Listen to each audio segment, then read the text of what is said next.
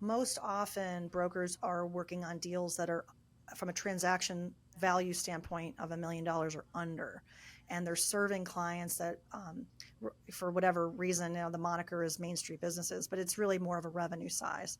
But Main Street businesses might be your everyday business. They can be your breweries, your restaurants, your party rental services company, things like that. And so there's a very, very big market of companies under $1 million in transaction value, no question.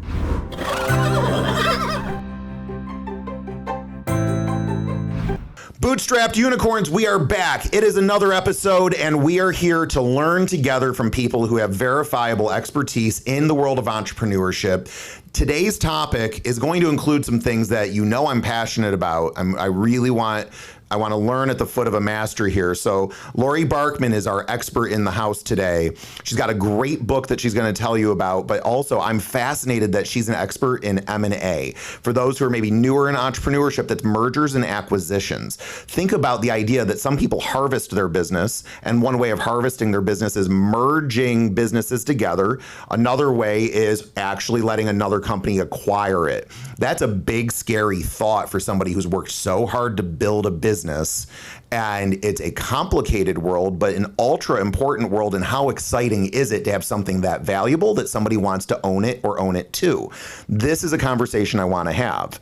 She's equally passionate about entrepreneurship and is actually sowing a whole bunch of seeds about ageless entrepreneurs. You remember, I've talked about this on the show. One of my favorite entrepreneurs, other than my uncle, and we can talk about him any other time, but is Colonel Harlan Sanders. He started his real journey at 63, which means for you and for me, it's never too late.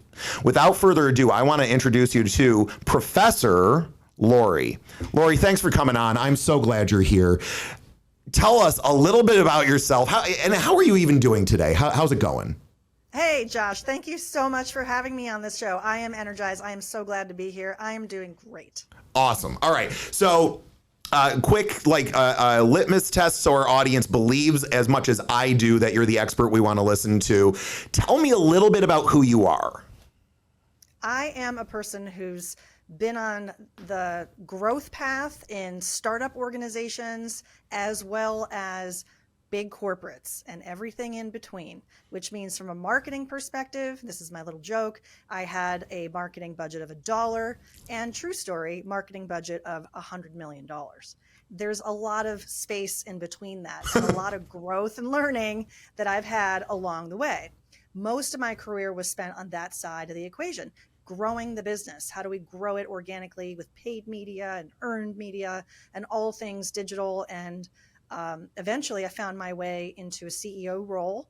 I was hired in from the outside of a third generation company as part of a long-term succession plan to run a subsidiary. It was a pretty large company, pretty large subsidiary in the scheme of things. The total enterprise was doing over $1 billion in sales, and my group was about 10% of that, so 100 million roughly. And I thought I was going to be here for 20 years. I was really excited about that. It was a key part of the conversation. But lo and behold, and as you were saying in your introduction, sometimes there are companies outside in the world looking in at you, and you just may not know when that's going to happen. And that's what happened to this company. And it was a very challenging yet thrilling and exciting time for the executive team like myself. We had to keep our eye on the ball, foot on the gas pedal and not let up. And then when it came to the transaction, what that looked like, felt like, what that ended up being for the family on their literal exit. And for those of us who were part of the new entity and the integration, it was a pretty amazing time. The company was acquired by a global player who had done pretty massive acquisitions. So we were part of their playbook. And so to see that from the inside was really exciting. I think from the standpoint of acknowledging there was definitely a technical, practical, but there was also an emotional side. I will never forget the day that Elvis literally left the building and he said, he was my boss. And he said, I just want to leave. I just want to go quietly. And we wouldn't let that happen. We had a cake. And it's funny, how Shutterfly or Facebook, they give you photos from 9 years ago or 10 years ago or whatever it was that popped up on my phone in January. It was 9 years ago of the day we gave him his cake and when he left the building. And it was emotional, and there is, especially as you can imagine, if your name's on the door. And that just has stuck with me all these years, and I am so inspired by entrepreneurs who want to pass that baton and and have that next generation do something amazing, whether it's the next gen family or whether it's whoever it's the next gen as an outside buyer. And that's how I've kind of tied it all together, is working with entrepreneurs from transition to transaction, from creating value to letting go. And let's also acknowledge there's sort of this IQ side of it. Yes, I got my MBA, and yes, I have the CEO experience, and certified mergers and acquisitions advisor, But the reality is we're involving people, and there's definitely an emotion to it. So there's an EQ that I bring to this also, and I'm really inspired by the entrepreneurs I get to work with. So is that the case study in your life that led you to want to write your book? It is a underlying theme of it, for sure. It is what inspired me to do what I'm doing today. The 3 pillars of the book are just like my podcast: innovation, growth, and transition, because we can't necessarily have a company that we think is going to continue on in generation to generation and not continue to innovate and not continue to grow, and be mindful of that baton handoff. And for entrepreneurs that are building a business from scratch, maybe it's venture backed or it's bootstrapped, and you're thinking that one day you're going to keep it forever. I mean, the reality is 100% of business owners are going to leave one day. And so the other thing that inspires me and motivates me is this other side of the coin, where the numbers are not great for entrepreneurship, right? High level of burnout. And I've seen that up front and close. Third generation is 8%. Only 8% of companies make it to the third generation. And only about 25% of companies make it to their 15th birthday. Wow. Imagine that our companies were people, and the outrage we would have about that life cycle, that only 25% of us are going to make it to our 15th birthday. Holy crap, we would never stand for that, right? So I think one of the other things that sort of guides my personal mission of wanting to help entrepreneurs build businesses with an exit in mind, build value while you have time, is this desire that, yeah, you've worked so hard. You roll up your sleeves and you're doing this day in and day out. And for you to not get rewarded is just a crying shame. And for your family legacy to not continue and have that opportunity that you're working so hard for today. So the Entrepreneurial Transition Handbook, this concept that, an entrepreneur, actually, I really like your point. The one thing we're all guaranteed is that we're not immortal. So there will be an out at some point. And, it's not lost on me. One of the things that I've been focusing on recently is the 3 Ps of, people, product, and process.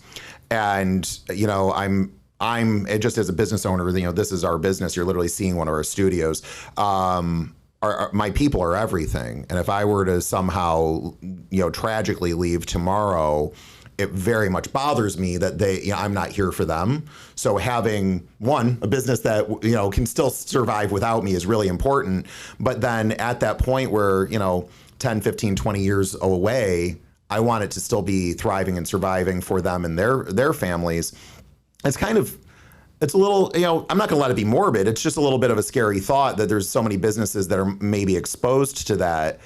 But then also I work, that whole idea of like, what would I do with myself if I ever harvested this company? Let's say, Jeff Bezos is like, yeah, this isn't got to be an Amazon studio. Josh, get out of here. Here's your billion, go away. I'd probably have to say yes. But who am I and what do I do at that point is a really weird question for me. And I'm wondering how many of these questions are addressed in your book. How do you help people with this transitional concept? All those are in the book, and I love how you're putting them out there for food for thought. They shouldn't be taboo topics. My encouragement is for people to have the time, make the time for this thought exercise of, well, what would I do if, and those kinds of questions. It's so easy for a busy entrepreneur building their business to kick these kinds of questions down the road. But if you are a venture-backed startup and you're doing a pitch deck, I guarantee you the venture capital firms you're meeting with are going to ask you, what's your exit plan? Why is it that many other businesses don't have that idea, right? They just don't give that the time or space. And I think a couple of reasons you mentioned. One is I'm building a lifestyle business and I really enjoy this and it's my job. It's not, necessarily an asset that I'm looking to transfer. And they think of it in that way, and then that will guide their actions a certain way. Another reason is identity, as you pointed out. Like, I really enjoy being a business owner, and contrast saying I own a business, right? One feels like a little more of an arm's length.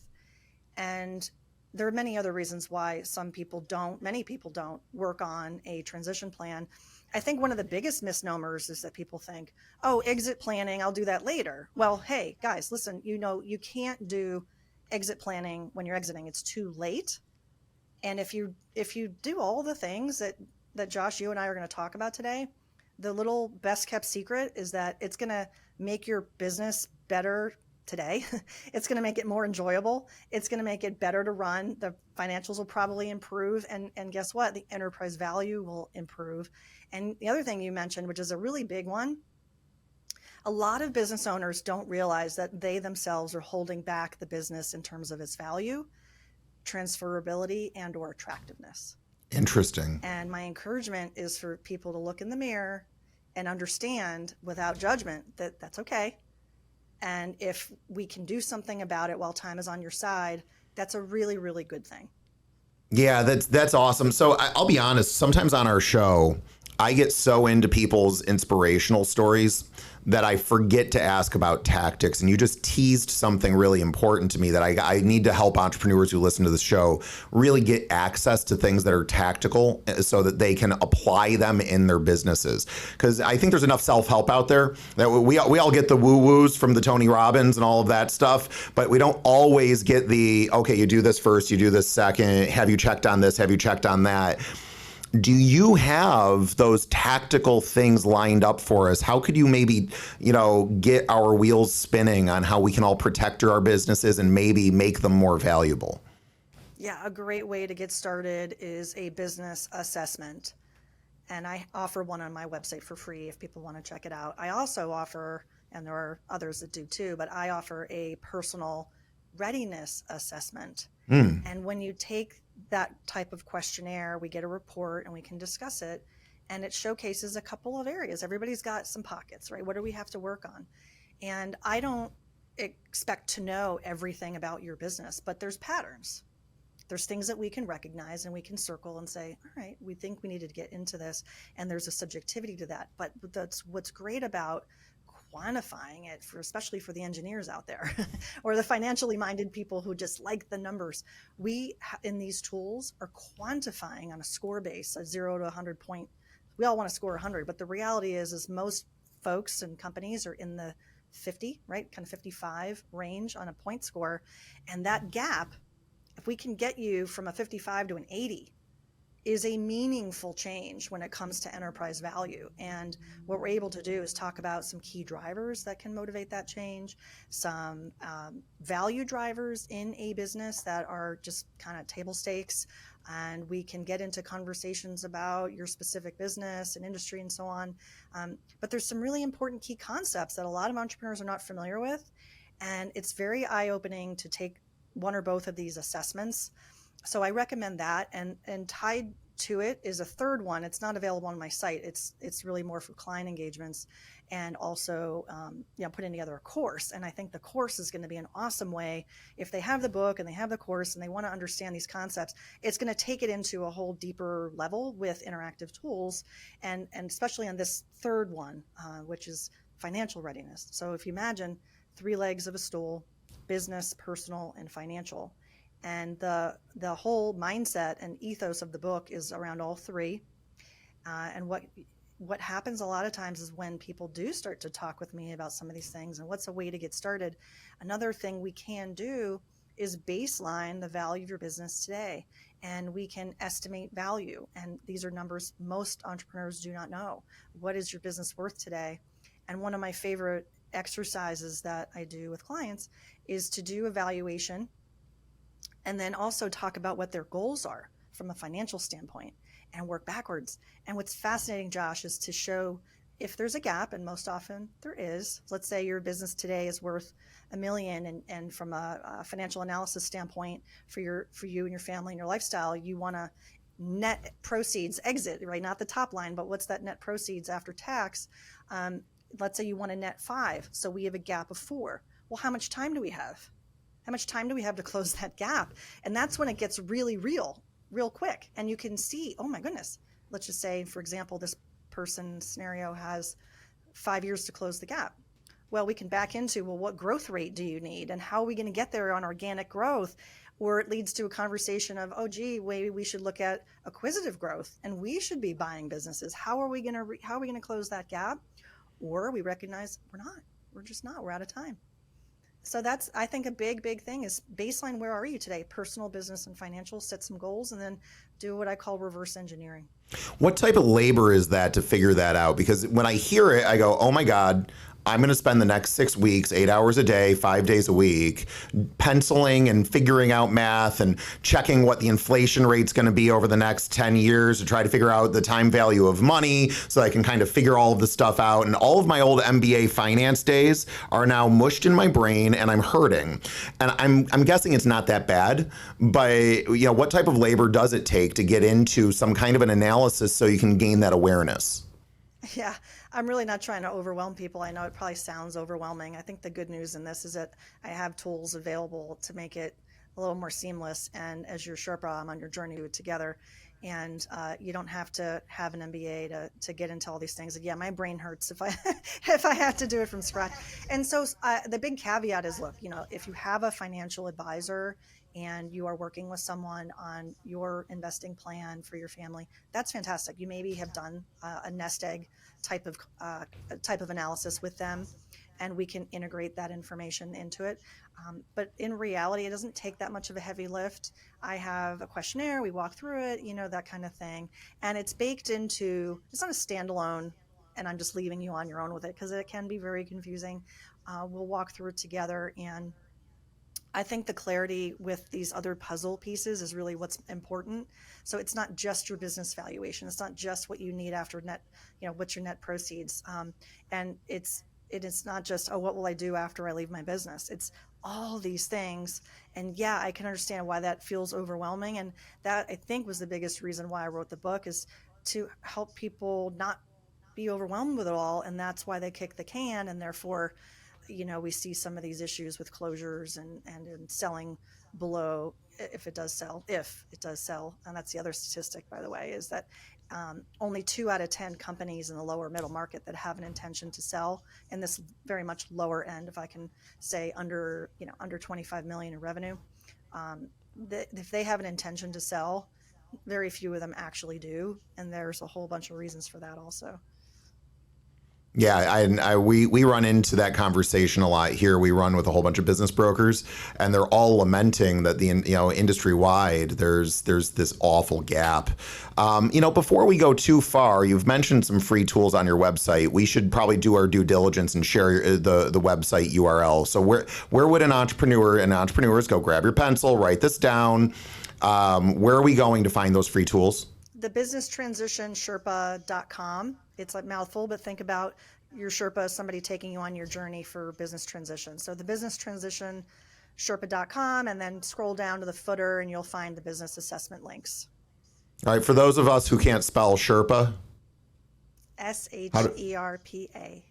I thought it might be that, but it's funny. I've been a professional writer. I've written more screenplays than I know what to do with. I get hired to fix other people's screenplays, and I rely on spell check big time. So you teased something a little bit back that has me intrigued.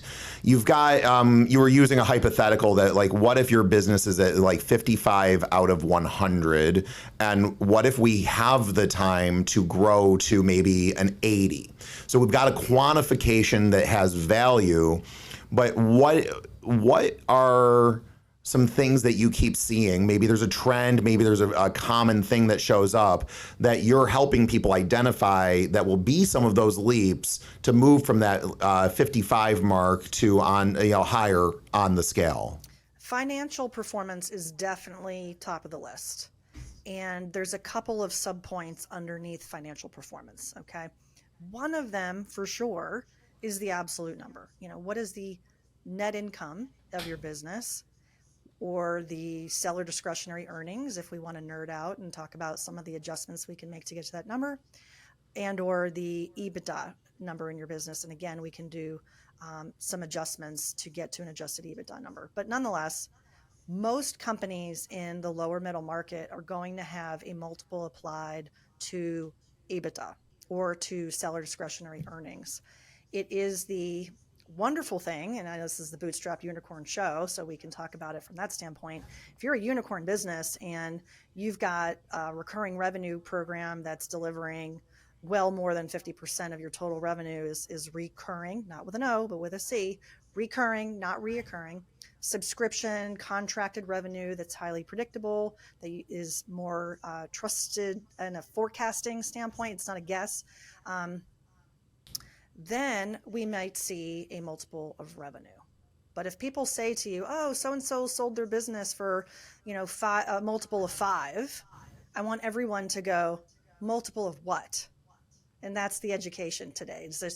There's different types of ways that buyers will value your business for good reason. We need to put ourselves in the shoes of the buyer. So the first thing they're going to want to understand is what pain points is your business solving for them? And could they replicate you? And how much would it cost them to do that? And how much time would it take? So when you're not in the room, just know that that's what they're talking about. So a company that's newer and less established, whether it's by age or because of owner dependency issues or revenue size, there is an assumption that those types of businesses are more dependent on its owner. Right or wrong, it just happens. So with the way the data plays out is that size does matter. When it comes to valuations, we see an inflection point around 10 million. And that's for the reasons that I just said. There's a correlation to it, but it kind of makes sense, right? A newer company just out of the gates, highly dependent on its owner. Or a company with a pretty small team, probably highly dependent on its owner. Are there exceptions to that? Absolutely. And we hear of exits of small teams, 9-person companies selling for 9 figures. Those stories are out there. So it definitely can happen. But financial performance, of course, as we unpack this, is the absolute numbers that your company is delivering, the revenue and the profit, the trending around that. And what is super important is the consistency of your financial reporting. If you are not using a system like QuickBooks or something like that. And now I don't know how many pen and paper companies are out there anymore, but the point is, look, you can even be making changes to your QuickBooks and it's going to be unorganized. I have a client that has had kind of a turnstile of bookkeepers and they keep changing things, and year to year comparisons are a mess. And it's very, very frustrating. So the quality of your financial reporting, and especially as you become a larger company where you can not necessarily, you might not need audited financials, but if you want to pay for that, you're talking, 25, 30 grand to have audited financials. And I don't say that companies need that. So hear me out on this. There are companies that need that, but not necessarily, on this journey. I think there's an in-between, which is maybe reviewed financials, which is a little more affordable. It can be tied in with your tax returns if you're tax advisors. And I think that's a little golden nugget to know, where you start to get a third-party review of your financials over time. And then here's the other thing, just from a big picture standpoint, Josh, ultimately the message that I want the audience to take away today is that, again, all these things that we're talking about are going to help you run a better business and also help your business be ready to be purchased at any time, because we don't know when the buyers are coming. That was my experience, as I mentioned earlier in that story. We didn't know that they were looking at us for 5, 6 years, 7 years, whatever it was. So the financial performance, it's also the industry you serve, right? Different industries are going to have different multiples. And the last thing I'll say on the financials, just on the multiple part, is that a multiple of something, multiple of EBITDA, is essentially the inverse of measurement of risk. So they have an inverse relationship. The more risk that's perceived in the business, the lower the multiple that will be applied. And then it can flip, of course. So, Laurie, I'm hearing all of this, and that there is. I'm putting myself a little bit in your shoes, and I don't know how you felt, and I guess you're probably going to tell me what it felt like to find out your business is suddenly being targeted for an acquisition. That's probably, when you weren't soliciting it, it's probably a little bit of a shock. And I'll tell you, over the summer in 23, we did have somebody come to us and try to buy my business. And I think I handled it well, because we're at a point where I know we can grow so much, and I want to be a part of that growth, that the idea that somebody would buy and either put me in a paid position under them or possibly push me out. In both cases, that wasn't for me. But I did have that initial thing like, no, you can't have it. Like I was holding it back. Like, that. But then over the course of a couple of days, I sharpened my pencil to see what I thought. Like if this guy was just going to pay crazy dollars, I had to pay attention to it. And it wasn't a right fit for both parties, and it got squashed fast. But I went through so many emotions over about 96 hours that I never expected. And I can't imagine what it would be like if somebody, I've been in business 15-ish years, but I'm not done yet. And for anybody who's got that experience, what's the emotional side like? And do you have any coaching on getting past a first reaction and getting into something that is more befitting of the conversation? Emotion is definitely a factor. Emotions come out in many shapes and sizes, from excitement to dread to fear, to being really excited and about your next thing, and then kind of just the worry, about everything. And there's so many emotions that go into the process. And I think your question is really about the front end of it. If someone approaches you and you haven't been reaching out and sort of purposeful about your exit, and they come your way, we call that the little bluebird. So the little bluebird comes a calling and says, hey, we're interested in you. Well, if you want to explore that, a lot of times it's a frustrating process because your business may not be ready to sell. There's a difference between sell ready and ready to sell. And being prepared is a big part of that. The personal side is definitely part of that, where it almost feels like this carpet's being removed from underneath you. If you're not in control or driving it, it can feel a little bit weird. There's definitely clients that I have that are approached and they say, yeah, I am interested in this, but I don't want to go it alone. And for me and my firm, Sterling Hill Advisors, we do take on those types of scenarios. There are some mergers and acquisitions advisors that are not interested in that type of engagement. If they didn't bring the buyer to the table, they're not able to help. I have a different philosophy that, we'll help, we'll work with you. It's in a different economic engagement, but it happens so often, right? There's so many types of buyers in the economy that are looking for deals that fit them. So this word fit is really something else I wanted to explore, Josh, because you mentioned it a few times. How do we feel about it? Does this buyer inherently make sense? The show that I have called Succession Stories, people come on and they look in the rearview mirror and they talk about transactions they've done. And I've heard so many examples of where it worked well or didn't work well. And one of the common themes is that the highest bidder is not always the winner. And most likely they're not going to be the winner for whatever reason. Not in all cases, but I think for those owners, the sellers, they've thought about fit. And it can take some people in a direction for a strategic buyer. For others, it'll take them in a direction for a financial buyer. For others, it'll take them in a direction of related buyers. And the book, one of my favorite chapters is Who Should Own Your Business After You?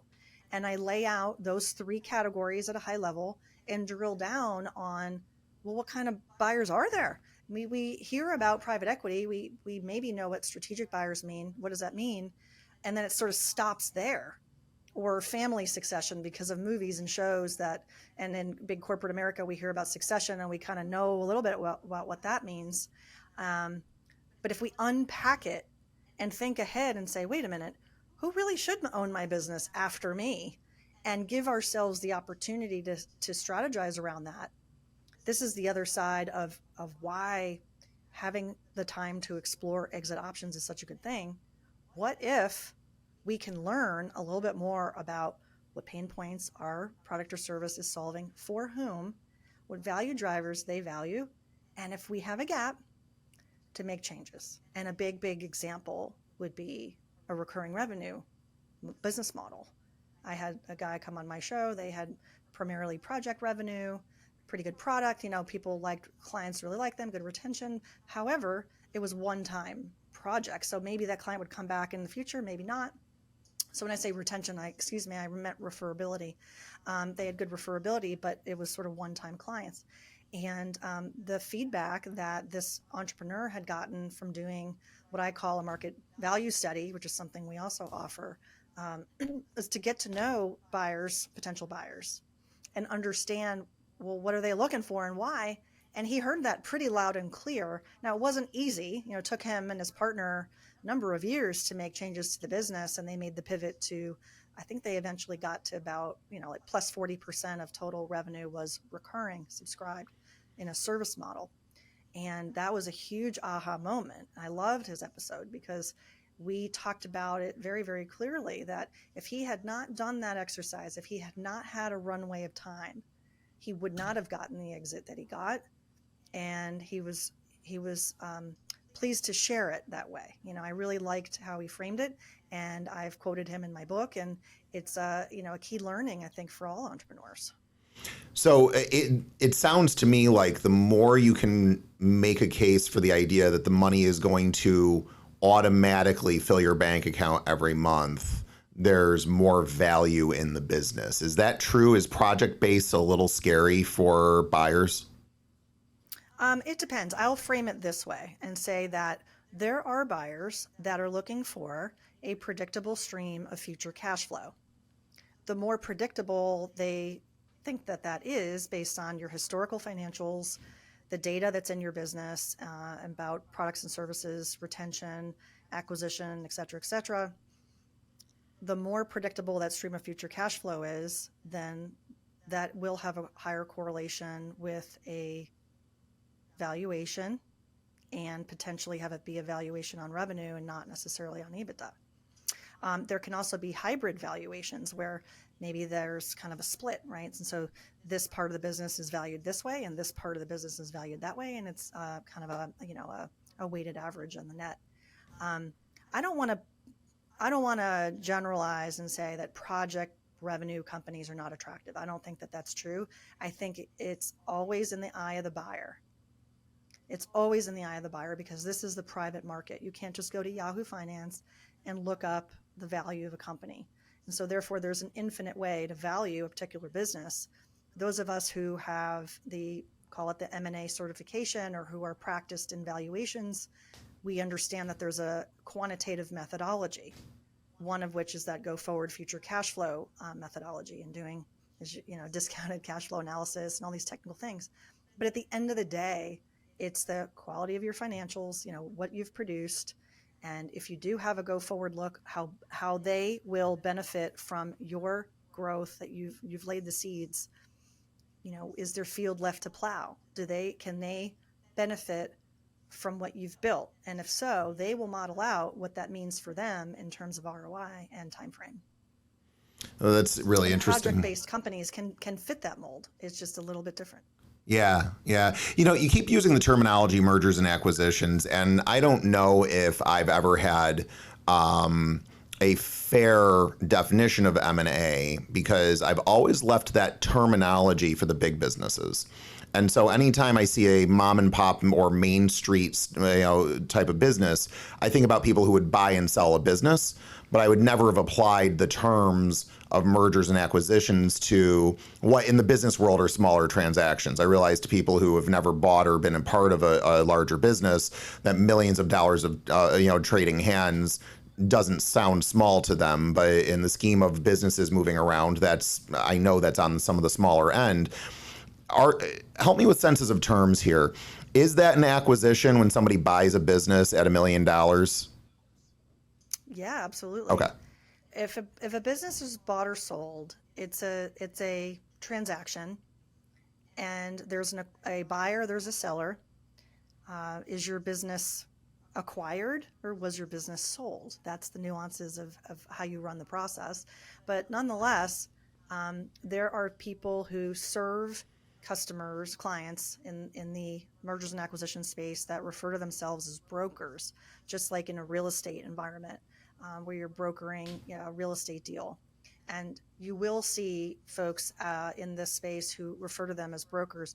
Most often, brokers are working on deals that are, from a transaction value standpoint, of $1 million or under. And they're serving clients that, for whatever reason, the moniker is Main Street businesses, but it's really more of a revenue size.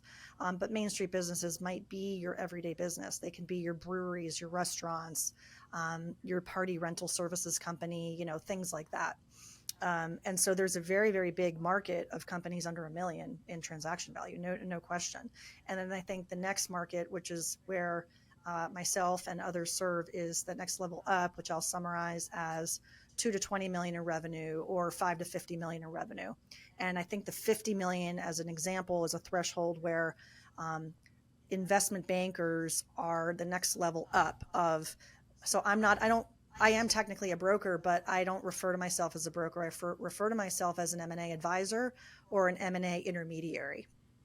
And the next level up, if I can describe it from a process standpoint, includes investment bankers. And investment bankers are typically, Wall Street. You think about folks that have big offices, big teams, lots of overhead, yes, and very smart people, of course. And they work on larger transactions, most typically. And they may also bring financing to the deal. And that's a distinguishing fact because they have to be FINRA licensed for that. So it has to be, the juice has to be worth the squeeze for them, which is why typically they're not serving this market and with a white glove service the way I think for me and with the way I work with my colleagues, I think is really awesome in that we're bringing, when you look at all the things that we do, my husband the other day was like, oh, all the things you do, that's investment banking. And I'm like, yeah, it is. We're just applying it to organizations that have traditionally not gotten this level of service. That's really cool. All right. Well, that helps a lot then. So it's all a continuum of the same industry. There's some malleability to those overarching terms, I suppose, but there is also some distinction there. So do you have an anecdote of, one buyer, and you've already given one great anecdote, but just one more where it was a business that has recently been acquired, and the work that you did with the owner or owners to get them ready for this? One of the companies that sold, I was working with for about 1.5 years, and they were quote unquote ready to go. And they thought they would have an opportunity to get multiple bids from companies that they listed to me, right? We did put it on the open market, but they were very comfortable with competitors knowing that they were going to be on the market because it was obvious that of his age. They knew that at some point he was going to retire. He was pretty well known in the industry. So it literally was like not a secret Right. that at some point he was going to retire. And he was comfortable with his competitors knowing that he was putting his company on the market. Because we also listed it with some sites that gave us a broader reach, there were buyers who came to the table that we just didn't know about in other states. So some states were adjacent to our state, and some states, some interested buyers were, an airplane away. One of the buyers that was on an airplane away ended up being the winning bid. And we thought that this was a really good fit because of the profile of the buyer. His parents had a firm similar to his. He had grown up in it and had some experience in the industry. He was interested in relocating here, and he was of the age where he was really flexible to do that. He could make a move and it wasn't going to be disruptive to his life. And from a succession story standpoint, we thought, oh, this is really, really cool. Here's our owner who's in his 60s. Here's a buyer who's in his 30s. And wow, so he flew in with his parents and met the team, which was a risk on our part. We really debated, should we let him do that? We did. He met with the team, and it was kind of, things were moving forward, and it ended up falling apart within a couple of months. And one of the reasons why was because of the timing. My client was getting deal fatigue. We were just so many iterations on the asset purchase agreement, the financing, as we were really pushing to understand his ability to bring the closing funds to the table. He had not pursued the paperwork with the SBA banker that he had intended to do so, and had signed some paperwork to do so in, let's say, the fourth quarter. And here we are in the first quarter, and he still doesn't have that paperwork done. And we were just picking up on a lot of signals that this was a problem. And part of this is, as an advisor, is being an advisor. When it goes in your direction or not, you got to do the right thing for the client. And in this situation, my advice to the client, and where they were too, is to leave the deal and to walk. Now, did I lose out on the commission on that? Absolutely. But it was the right thing, because the buyer was squirrely, and then he was trying to retrade. He was trying to retrade the deal. A retrade means when you change the offer, something that's already been assigned to and agreed to, and he was pretty much renegotiating and then renegotiating again. And that's another reason why I was creating this deal fatigue. So we separated from that buyer, and we went on our way. My client was going to, again, retire and kind of close the doors of the business. And lo and behold, one of the original competitors who we had solicited opportunities from came back to the table and said, "Hey, we weren't ready last year, but we're ready now." And they just closed a couple weeks ago. Oh, that's really cool. So that's actually really instructive. The idea that that was 18 months of going around and prepping to get to a final sale. This is not hey, I went up for sale today and in 30 days. And, I feel like there's so many people have done a real estate transaction, and you realize that you can rush a transaction and get it done in 30 days, but most are 45 to 60. And so in 2 months' time, yay, big deal has happened. And this is not one and the same, where it takes so much more time. And kudos to you, by the way. We know there's a lot of people who push for the commission and don't actually act as a fiduciary on the part of their client. I love when I hear people have the guts to walk away to protect people, because that's frustrating. I mean, it's miserable. I've had to do stuff too, and it's like, wow, that's a lot of money I'm leaving on the table, but I'm doing the right thing. I guess I value the right thing at higher dollar values than that. So really, kudos to you. But wow, what an instructive story that it takes that amount of time. It's a little bit of an ouch. I'm gonna do an odd segue here, because he was in his 60s. Yes. Okay. He was ending his journey in his business, but you and I have talked a little bit about the idea of entrepreneurs they don't have to be done then, and sometimes they can start that late. And I found on your LinkedIn, when of course I was getting ready for this conversation, there was a whole bunch of things that were getting me excited. Your M&A experience, your professorship at Carnegie Mellon is just, come on, guys, really? You want to say somebody's world-class, just go, they teach at Harvard, Carnegie Mellon, maybe Yale. Like, after, you don't need to say anything else. Those three, and instantly you've got gold on your hands. So I was like, whoa! And then I got down to the bottom, and there's this thing. And I got so probably unduly excited, because you and I clearly share a passion about entrepreneurs in general, but the idea that entrepreneurs don't have to believe they've missed the boat when they're 40 and 50 and 60. And these are even the would-be entrepreneurs, the people who've never even tried. That is so enlivening to me, to shift a belief from I'm done and I've missed it to maybe there's a shot. Can you tell me a little bit about the spirit of the nonprofit you've had some work with? And I don't know all of the back end of the engagements. I know the name of it, and the spirit of it is so infectious to me. We've got to talk about it. Yeah, absolutely. I'm so glad you asked this question. I'll share my story too. And I think I was always wired to be an entrepreneur. If I look at all my performance reviews in my career, where I just score so high on independence. I just have wired that way. But I never had the risk profile, and I didn't have the big idea, and I didn't have the confidence to go do it, whatever it was. I just didn't let myself chase an entrepreneurial venture. And at the same time, I've always orbited entrepreneurs and been respectful of the risk takers out there and the big visionaries, because I knew that wasn't me. And as I go through my career, and even the explanation I gave, about my working in startups and working in big companies, but I was always in the innovation group, like corporate entrepreneurship. And that's what I'm now teaching at Carnegie Mellon is corporate startups, corporate innovation. And fast forward to having this exit, having a little bit of money in my jeans, and I left corporate America I was in my mid 40s. So I've been fortunate in my life to be able to take some serpentine turns in my career where I have food on the table and the lights are on, right?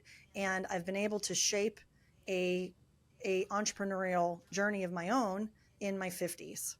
And that's when I connected with Mr. Author, Rick Terrian. And I'm happy to introduce you because I know he would love that. And I'm mentioning his full name because he's an author and I'm sure he won't mind.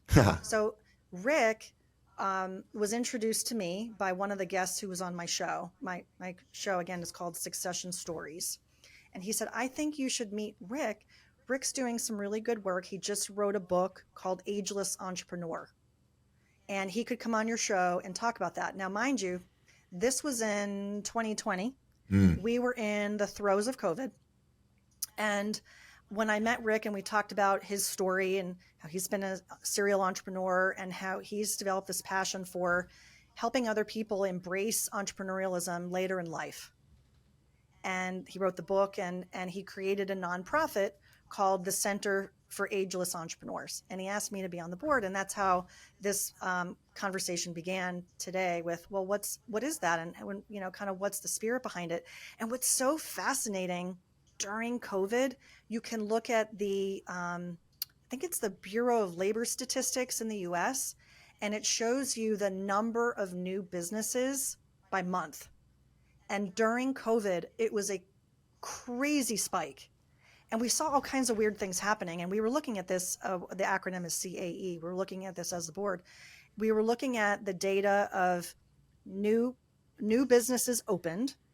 And our theory on some of it, because I think we were able to slice it and dice it from government data by age groupings. And you could see a spike for people who were in their 40s and 50s opening a business.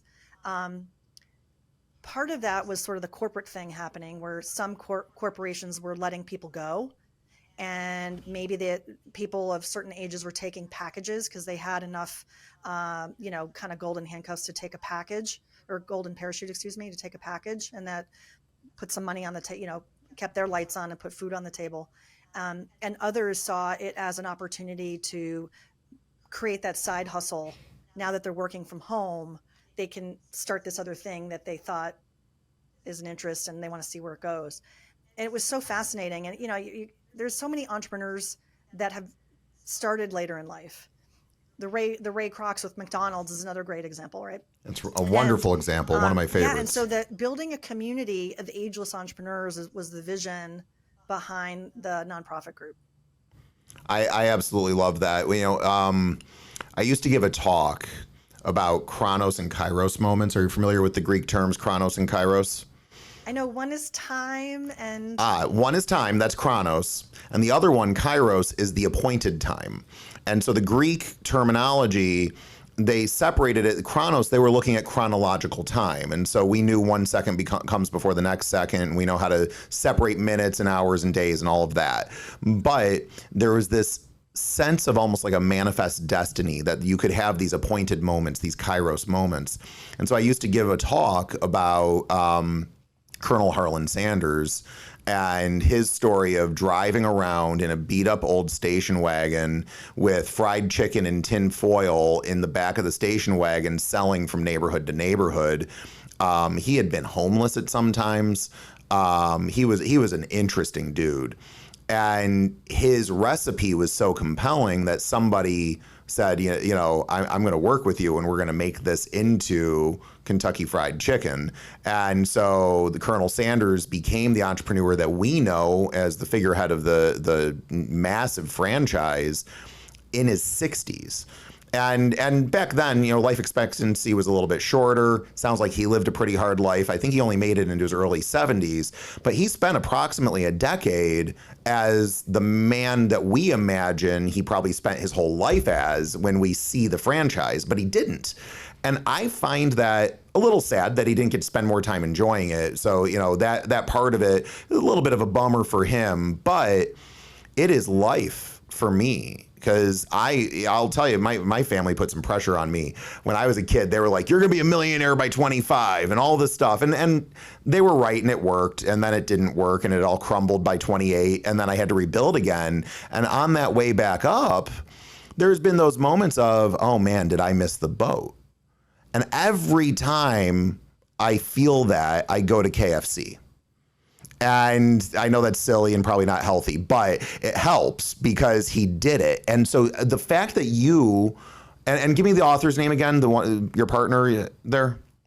Yeah, his name is Rick Terrian. So Rick, you and Rick are on a path that gives me so much hope. And I feel like there's no way I'm the only one. How many people know about this? How is the nonprofit going to take life for other people? I love the knowledge of knowing this, but what are you guys going to do with that? Give me a little glimpse, because it feels early. I mean, you just did this in 2020. Yeah, I think the quick glimpse is shaping up into mentoring potentially, where entrepreneurs are mentoring. Part of this is mentoring the younger generation, and people want to give back. And it's hard to give to each other. I think our original idea was business development. You would join the community for business development, but then we didn't want to replicate LinkedIn. It was sort of like the vision was a blend of LinkedIn meets Angie's List, right? Yeah. If you need somebody on web development and then there was an idea for content. But, I think over time, the vision is shifting, and we're trying to recognize what is it that our constituents need from us. And it wasn't necessarily the business development side. It would be really it's hard to create a gated community where you have a lot of trust in people. And so that we were running into some challenges there. And then there are also, in the same time, there's a lot of good we can do in our local communities that gives the umbrella under CAE, but enables some mentoring with middle school and high school students. And so the way that you are extending your entrepreneurial community is, a little bit different definition there. But those are some of the things we were playing around with. Well, I love all of what you're talking about here, because I think all of it has value. I can't wait to see how it starts shaping up and taking form. I'm a huge believer in youth entrepreneurship. I'll tell you a story off air at some point. I've told it on the show before. I was a manufacturer in 1984 when I was 4 years old, and I was cash positive $1,600 a year at a four-year-old level. And the lessons I learned there, I still apply today. And now that I'm on the school board in Kissimmee, Florida, and I watch my kids going through the same schools, all of these kids need to be exposed to their own potential and what it means to be in business and get their heads around that now. Because I feel like, for a lack of vision, people perish. And so if we can start setting vision that young, there's massive power in that. So you are doing something and keying in on things that is the type of world-changing conversation that will actually change the world. So you're doing God's work there. I'm excited. Thank you. Well, I know you are actually on a time crunch today, so I want to honor your time, and I want to make sure we do a couple more things. Where do we find your book? My book is on Amazon.com. You can grab the Business Transition Handbook in the format that you love. Awesome. All right. And we will be doing that here. I haven't gotten my hands on it yet, and I can't wait to browse that and then hand it to the right person to change their world. And then one more time, give us your URL so that we can have all the entrepreneurs who need to learn about valuing their business go through some of those free exercises. It's the Business Transition Sherpa.com. All right. And we learned how to spell that earlier because I can't spell my way out of a paper bag. Bootstrapped Unicorns. Laurie is your guide. She's your Sherpa. You got to get her book. You got to make sure that you start prepping your business for salability now. Self-preservation isn't just for you. It's for your employees. It's for the community that your business is in to assure that there's longevity. You are doing things that affect your community. And if you let that die on the vine, you are actually bringing harm or at least opportunity loss to your community. Don't be an opportunity cost, be an opportunity creator, and you need to listen to her advice. So with that, you know how I roll. I never know what the next episode's going to be, but it's going to be another one where we're sewing into your inspiration and your education for your entrepreneurial journey. We are aligned with the Ageless entrepreneur spirit. We're actually here to edify you as an entrepreneur at whatever stage you're at. Join us on this journey. If you have not subscribed yet, if you have not found us on Facebook and asked to join the Bootstrapped Unicorns Facebook group, which I would love if you would join. It's great conversations in there. We're small but mighty, about 150 of us, everybody an entrepreneur. You've got to join that entrepreneur because this is about you. Remember, I'm not selling very much. We do have a couple of sponsors now, and I'm going to start teasing those a little bit more. But what I ask of you, the actual motion and thing that I want you to do is to change your business for the better today. That's what we're interested in. And we're going to see you on the next episode.